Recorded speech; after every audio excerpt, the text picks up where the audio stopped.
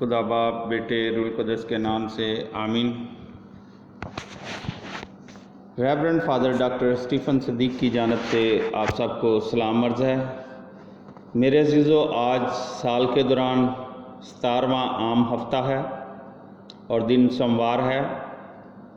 आज के दिन हम जिन दो हवालों पर ध्यान ज्ञान करेंगे वो उनमें पहला हवाला है इर्मिया 13 बाब पहली आयत से 11वीं आयत और अंजील मुक़द्दस बा मुताबिक मुक़द्दस मत्ती रसूल उसका 13 बाब 31 से 35 आयत। है खुदा तेरी तमजीद हो।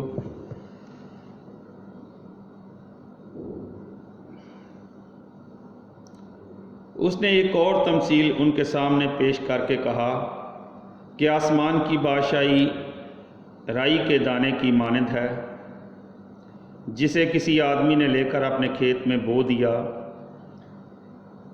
वो सब बीजों से छोटा तो है, लेकिन जब बड़ा बढ़ जाता है तो सब तरकारियों से बड़ा और ऐसा पौधा हो जाता है कि आसमान के परिंदे आकर उसकी डालियों पर बसेरा करते हैं। उसने एक और तमसील उन्हें सुनाई कि आसमान की बादशाही उस खमीर की मानंद है, जिसे किसी औरत ने लेकर 3 सै आटे में मिला दिया, यहाँ तक कि वो सब खमीर हो गया।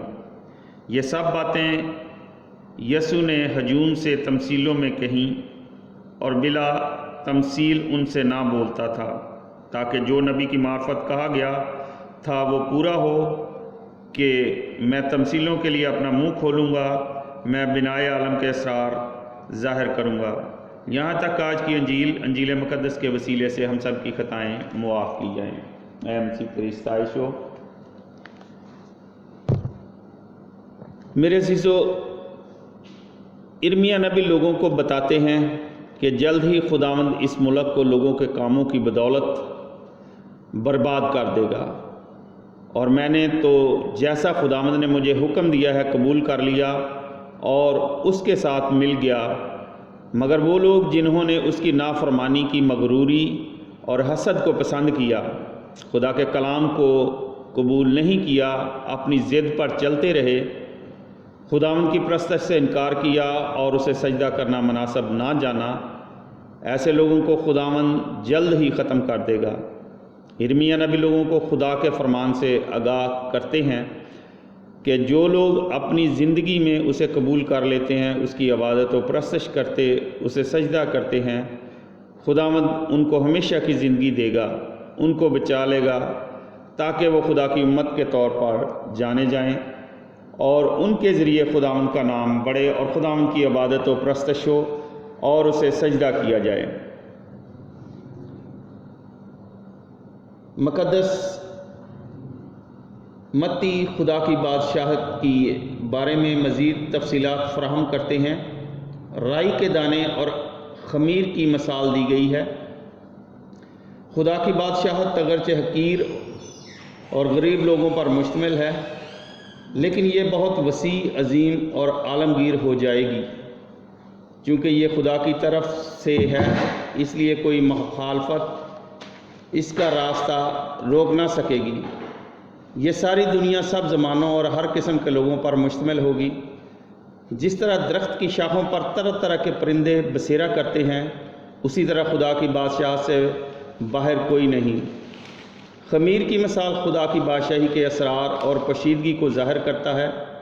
अगरचे ये कोई ज़हरी दिखावे और शान व शौकत वाली बादशाहत नहीं है, मगर इसमें इतनी ताकत और तासीर है कि सारी दुनिया को मुतासर कर सकती है।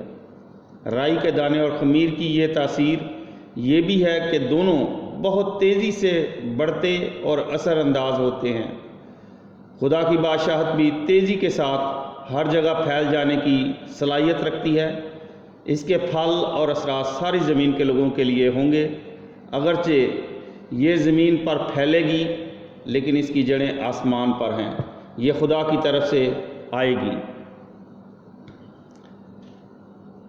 अंजील मुक़द्दस में राई के दाने के मुतल्लिक़ ये पैगाम देती है कि अंजील की खुशखबरी या मनादी का शुरू तो छोटा है, मगर इसका अंजाम बड़ा है।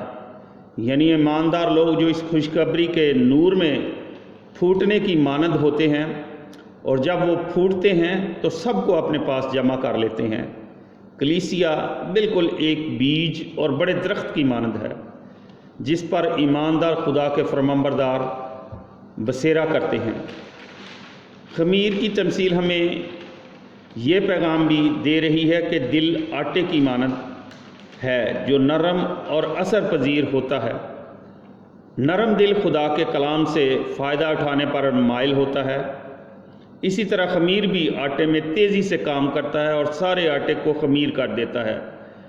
نرم دل جو آٹے کی مانند ہے، اس میں کلام کو سننے کی، اس پر چلنے کی توبہ، پاکیزگی اور محبت کی خوبیاں پیدا ہوتی ہیں۔ جو خمیر شدہ آٹے کی مانند ہیں ان کو زندگی میں آزمائشیں، مصیبتیں اور مشکلوں کا سامنا رہتا ہے۔ اس لیے کلام مقدس ہماری زندگی میں خاموشی سے کام کرتا ہے اور انسان کو تبدیل کرتا ہے۔ میرے عزیزو، خدا ہم سب کو اپنے پاک روح القدس کا مسح بخشے،